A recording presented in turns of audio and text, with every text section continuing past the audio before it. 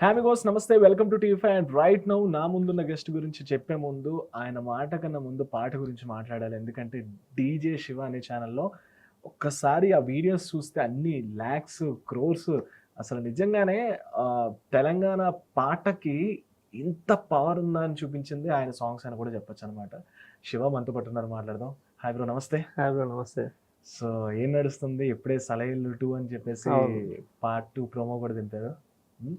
అవును bro, part 2 release అయిపోయింది. Full song ఇంకో మేబీ 10-15 డేస్‌లో అనుకుంటున్నా.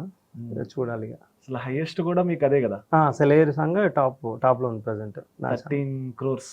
13 crores దాటి ప్లస్ ఉంది. అసలు నాకు తెలిసి మామూలుగా ఫోక్ సాంగ్ ఫోక్ సాంగ్ పక్కన పెడితే నార్మల్ సాంగ్స్ కూడా, సినిమా సాంగ్స్ కూడా 13 crores అనేవి చాలా రేర్.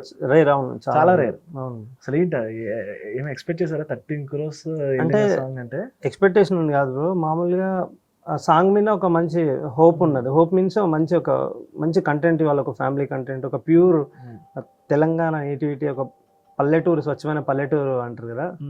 సో అట్లాంటి కైండ్ ఆఫ్ ఒక అవుట్పుట్ ఇవ్వాలి నా ప్రొడక్షన్లో అని చెప్పేసి ఇచ్చిన.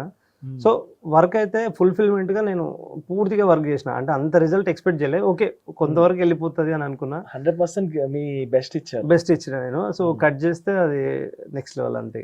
ఎన్ని డేస్ తర్వాత సాంగ్ బాగా రైజ్ అయింది? అంటే స్టార్టింగ్ నుంచి డే నుంచి బాగా వెళ్ళింది? డే 1 million అది ట్రెండింగ్ 1లోకి వెళ్ళిపోయింది సాంగ్.